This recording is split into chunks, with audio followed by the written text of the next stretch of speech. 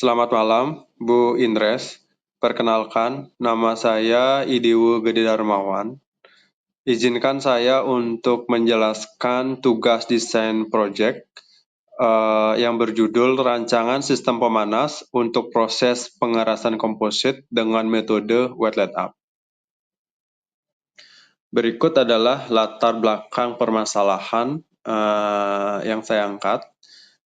Yang pertama, karena pembuatan komposit dengan metode wet let up itu membutuhkan panas yang merata ke seluruh bagian komposit. Proses pemanasan komposit dengan metode wet let up harus memenuhi curing time 3 segmen dalam 1 jam pada suhu 100 derajat Celcius.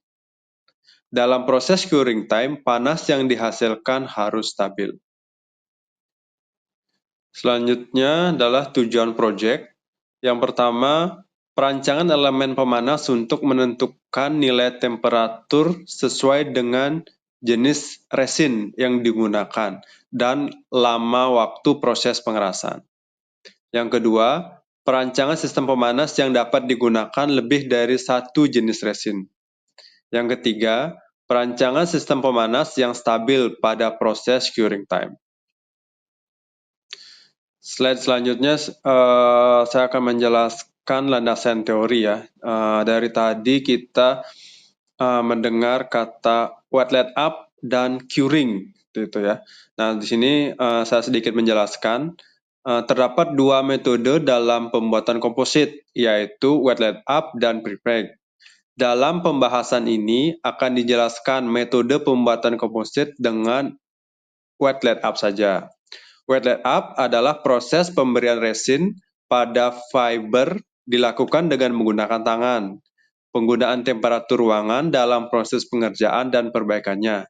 Temperatur maksimal yang digunakan adalah 150 derajat Fahrenheit atau 66 derajat Celcius dengan sumber sebagai berikut. Sedangkan untuk curing time, curing adalah proses pengerasan atau pengeringan bahan-bahan penyusun komposit. Siklus dari curing dibagi jadi 3 segmen, yaitu ramp up, hold or soak, atau cool down. Sumbernya sebagai berikut.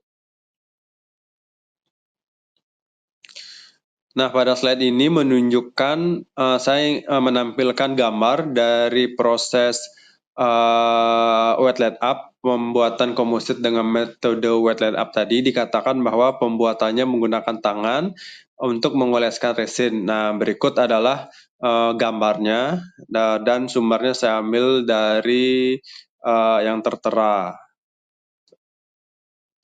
Nah, pada slide ini menjelaskan tentang metodologi desain. Yang pertama adalah penentuan alat dan bahan.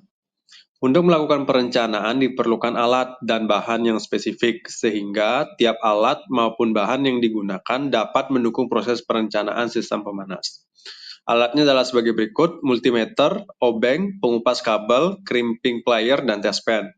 Bahannya, elemen pemanas, circuit breaker atau CB, saklar, pengatur temperatur kabel, termokouple, lampu indikator, kontaktor, dan fuse. Selanjutnya adalah kriteria perancangan. Yang pertama, elemen pemanas dapat menghasilkan panas pada proses penyatuan fiber dan matriks, sehingga mampu menunjukkan temperatur penggerakkan panel komposit sesuai dengan temperatur pada jenis resin yang digunakan. Sedikit informasi, Bu, bahwa pada penelitian sebelumnya, itu penulis hanya menggunakan satu jenis resin.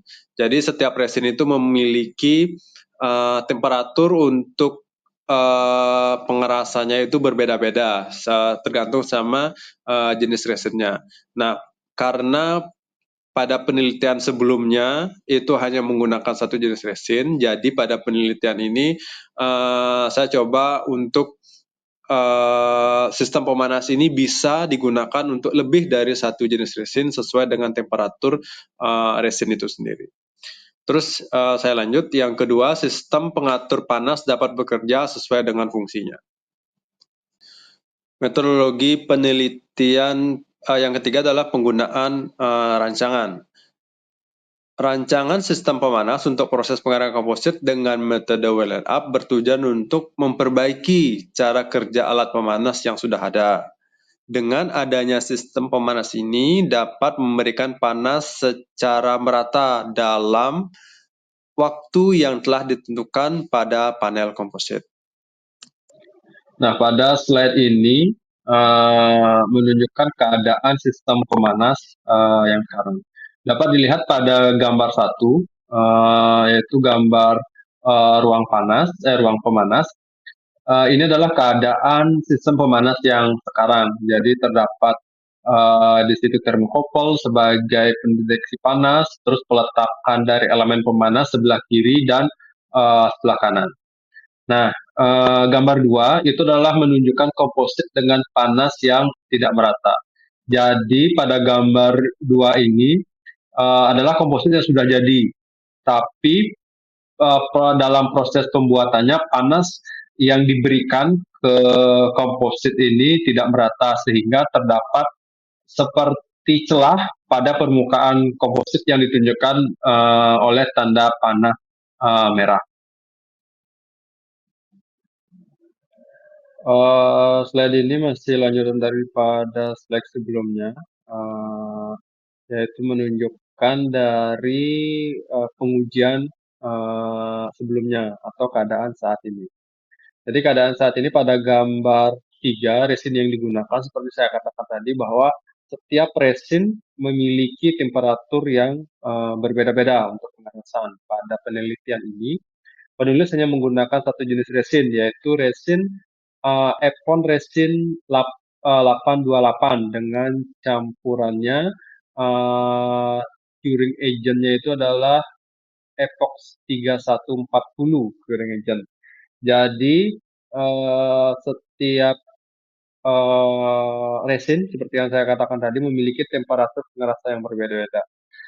Nah, yang penulis harapkan pada penelitian selanjutnya adalah sistem pemanas yang dapat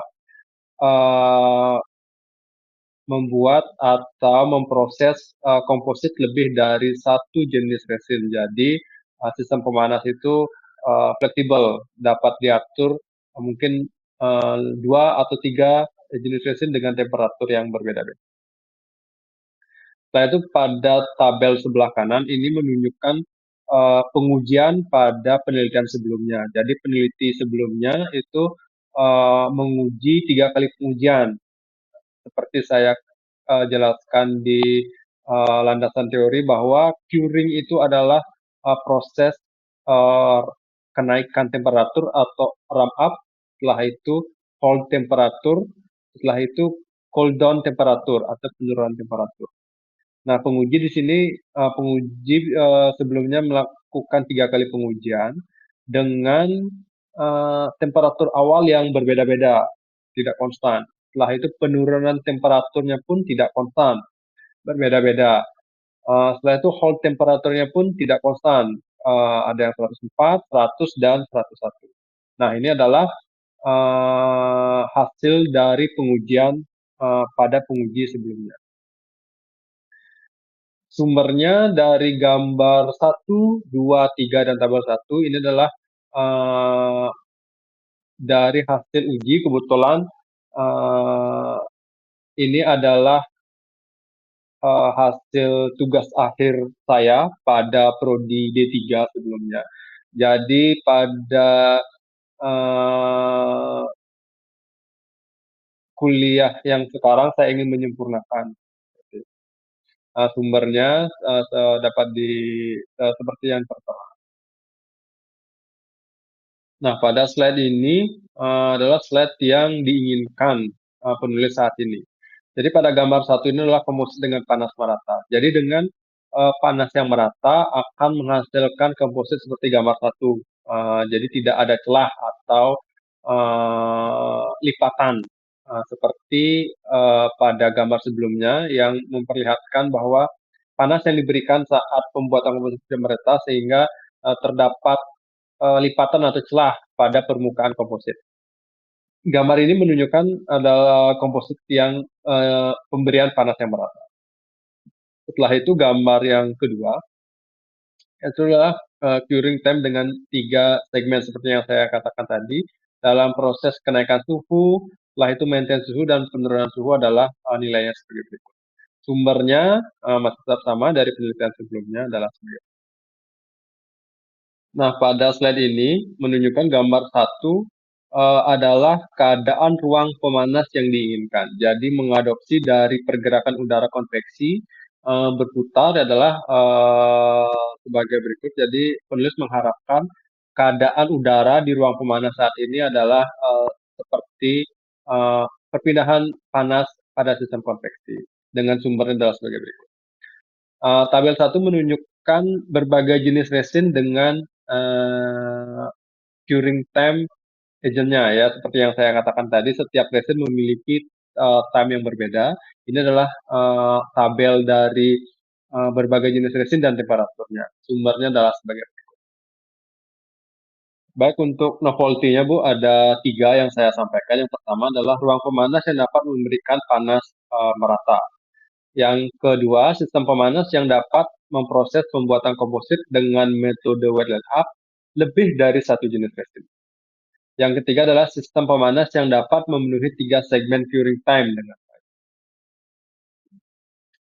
daftar pustaka. Jadi berikut adalah referensi yang saya gunakan pada penelitian kali ini. Saya menggunakan 4 referensi untuk di tugas desain project saya kali ini adalah sebagai berikut. Sekian presentasi dari saya, Bu. Saya ucapkan terima kasih atas kesediaan waktunya dan mohon koreksinya agar tugas desain proyek saya ini bisa menjadi lebih baik. Akhir kata saya ucapkan terima kasih.